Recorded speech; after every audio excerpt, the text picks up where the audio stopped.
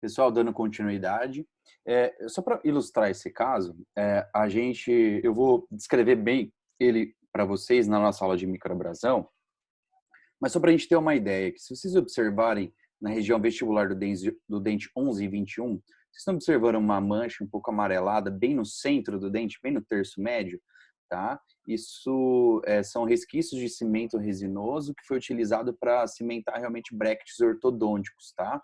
Então, esse paciente fez a movimentação ortodôntica e tinha essas manchas de fluorose. Tá? Uma das situações, nesse caso, a gente optou por remover inicial, fazer a microabrasão primeiro e depois o clareamento, porque pela nossa experiência clínica, e vou mostrar outras imagens para vocês, essas manchas são um pouco profundas, tá? Então, nessa situação, são mais profundas, tá? São uma fluorose. Se vocês observarem o dente 22, né, incisal, fica uma mancha bem branca, opaca, tá? Então, nessa situação, é interessante a gente fazer a microabrasão antes e depois o clareamento. Se não quisesse fazer nessa ordem, poderia tentar fazer o clareamento antes, não tem problema. Mas provavelmente você teria que fazer a microabrasão depois. Mas observem essa imagem que eu estava falando para vocês. Ó. A gente coloca o LED na palatina e aciona a luz, né? Então, observem essa imagem do lado esquerdo de vocês. Olhem bem na região incisal do dente da imagem da esquerda. Vocês estão observando uma imagem, uma bolinha um pouco mais escurecida, bem escura na incisal? Essa mancha escura é mancha profunda, tudo bem? Então, nessas situações, a microabrasão pode ser que não resolva, não remova totalmente essas manchas. Se vocês olharem na mesma imagem da esquerda, essas manchas, também a gente consegue ver essas manchas de fluorose estriadas, né, horizontais, vocês conseguem ver que parece que ela está mais leve, parece que a luz atravessa essa mancha. Nessa situação são manchas superficiais. E aí a chance da microabrasão dar certo é muito maior, tá? Se vocês olharem a imagem do lado direito de vocês, é a imagem daquele lateral que eu falei que está com a incisão um pouco mais, com a mancha mais profunda, mais carregada. Vocês observam bem na incisal, você vê que a mancha está um pouquinho mais escura, está um pouco mais carregada, essas manchas. Então, nessa região, elas são um pouco mais profundas, tá? Então, a microabrasão realmente é uma tentativa para tirar essas manchas. Só que é o seguinte, a microabrasão pode ser que ela não resolva 100%, tá? Ela é uma tentativa de remoção. Essa luz que a gente coloca por palatina, a gente chama de técnica de transluminação, então é para avaliar a profundidade da mancha. Isso não é também um método 100% preciso, ele é um indício, só que ele é um indício muito bom, muito confiável. E para a gente fazer essa avaliação, a gente tem que fazer por foto. Se a gente fazer essa avaliação clínica olhando para esse dente, olhando para a luz, a gente não consegue enxergar, tá? E aí, essa é uma imagem de fluorose severa, tá? Então, como eu falei para vocês, são manchas brancas, podem ser manchas amarelas, manchas marrons, e está ligado realmente com o grau de exposição, o tempo e a duração, tá? A dose, tempo e duração. Se vocês estão observando que no dente 11 e 21, a mancha marrom na região incisal parece ter o mesmo formato, ele está só no terço incisal. Então, durante a formação do esmalte, do terço incisal do dente 11 e 21, o paciente ele teve uma exposição, uma dose maior de flúor, uma dose mais intensa, um pouco mais frequente, tá? Então, nessa região é um esmalte, é uma fluorose severa. Se vocês observarem no dente 12 e 22, também as manchas são semelhantes. Se vocês observarem o dente, por exemplo, vamos olhar aqui o dente 41, 42, dente 41 e 31, a mancha ela está difusa, espalhada no dente inteiro, tá? Como se fosse uma faceta. Então isso, o paciente, isso me diz que o paciente ele foi exposto durante toda a formação do esmalte da região, durante toda a formação do esmalte desses dentes. Então, desde a formação do esmalte da cervical até a incisal, o paciente teve uma exposição ao flúor. Isso diz o que para nós? Que não foi uma exposição aguda, foi uma exposição de meses, foi uma exposição durante muito tempo, tá? E isso tudo a gente descobre na anamnese. E aí, esse é um artigo que a gente publicou em 2019, tá? A gente fez com o pessoal de Araçatuba, eu e a Nubia fizemos com o pessoal de Araçatuba, e a gente fez um tratamento de fluorose severa, tá? Esse paciente era um paciente jovem, ele foi exposto de forma aguda e uma dose muito intensa durante vários anos. Esse caso eu vou mostrar a resolução na nossa aula de microabrasão, mas nós fizemos microabrasão e depois clareamento e resolvemos o caso. Mas o que eu quero mostrar para vocês é o seguinte: observem a mancha branca espalhada por toda a superfície do dente. No dente 11 e 21, eu consigo ver essas manchas marrons no terço médio, já um pouco terço incisal. Essas manchas, elas realmente são manchas de fluorose, e a fluorose, como eu falei para vocês no início, eles deixam o esmalte um pouco mais fraco. Então, essa região dos dentes, elas estavam cavitadas. Tá? E eu vou explicar para vocês depois o motivo. Se vocês observarem os dentes inferiores, vocês conseguem observar manchas brancas espalhadas na vestibular com vários pontos amarelos, tá? Então, durante a formação do esmalte, foi exposto a uma dose de flúor maior, e aí nessa região ela ficou um pouco mais amarelada, tá bom? Mas esse foi um caso que a gente fez microabrasão e clareamento e resolveu o caso. Mas esse é um caso de fluorose severa, tá?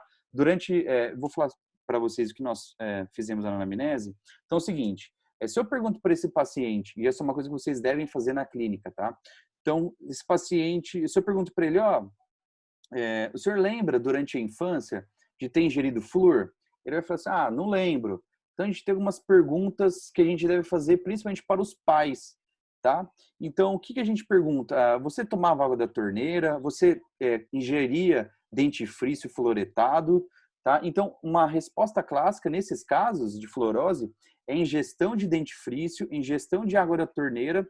Então, pode ser que tem cidades que ainda não têm a dosagem certa na fluoretação da água da cidade. Tá? Então, pode ter uma dose excessiva, então não foi regulado, e o paciente faz ingestão dessa água da torneira. Então, isso pode promover fluorose. Fontes que têm flúor, refrigerante na época tinha flúor, biscoitos, danones, nessa época realmente águas que a gente comprava de garrafinha tinha flúor, tá? Hoje está mais controlado, e pode ser uma coisa que a gente pense, né? Vocês podem pensar, professor, olha a situação da fluorose por conta de gestão de flúor. Por que a gente mantém, então, a aplicação a inserção de flúor na água da cidade, tá? No abastecimento da cidade? Porque o flúor ele é um agente excelente para controlar a progressão de lesão de cárie, para impedir e controlar a progressão. Então, no custo-benefício, é interessante a gente manter o flúor na água da cidade, no abastecimento da cidade. Esse é um efeito negativo da ingestão excessiva de flúor, tá bom? E a gente encontra que esses pacientes gostavam muito de comer aquela pasta Tandy, tá? Que tinha sabor de morango, uva, se não me engano. Os pacientes comiam porque achavam bom, tá? E um dos motivos que esse paciente também teve fluorose, que a gente descobriu por ele, que durante no tempo de escola, quando ele tinha entre 5 e 8 anos de idade, depois do almoço eles faziam bochecho com flúor, tá? Junto com a professora eles faziam bochecho com flúor. E como esse bochecho de flúor não tem gosto, o paciente achava que era como se fosse uma aguinha, e mesmo com a professora indicando cuspir, em algumas situações ele engolia essa água, tá? Então isso contribuiu para a severidade do flúor. Então o paciente ele tomava muito refrigerante, que por artigos científicos nós encontramos que tinha flúor na época. Ele ingeria esse bochecho que tinha flúor, e ele ingeria dentifrício com flúor, tá? Tudo isso contribuiu para as lesões, para a lesão que aconteceu no esmalte, e a gente caracterizou mesmo uma fluorose severa, tá? Então, de verdade, associem fluorose severa com ingestão de flúor. Como que a gente descobre a origem? Anamnese. Pergunta para o paciente e pergunta para os pais. Em muitas situações, o paciente não lembra porque eram crianças. Foram expostos ao flúor entre 5 e 8 anos de idade. Essa é a média que a gente trabalha, tá? E é interessante essa anamnese fazer com os pais. A gente fez anamnese com os pais desse paciente, tá? Então, finalizada aqui a parte de fluorose, eu vou iniciar aqui com vocês o desgaste dentário, tá? Então, nessa situação, eu vou falar com vocês de abrasão, atrição, erosão e a bifração, tá? Esse desgaste dentário, ele pode ser fisiológico ou patológico. O desgaste fisiológico, ele está ligado com a mastigação. Então, Quanto mais tempo a gente vive, os dentes estão na boca, a gente mastiga alimento duro, esse esmalte ele vai sendo desgastado por conta da mastigação, tá? Dos alimentos e da mastigação. Ou ele pode ser patológico, por exemplo, um desgaste por abifração, por exemplo, tá? Esse desgaste dentário, ele promove problema funcional, tá? Então, se desgasta o oclusal, a qualidade da mastigação diminui. Esse desgaste dentário, se ele acometer na superfície cervical dos dentes 11 e 12, por exemplo, quando o paciente sorri, ele fica exposto, então ele dá um problema estético. E essa lesão de abifração pode expor tecido dentinário, que pode promover sensibilidade dentária, tá?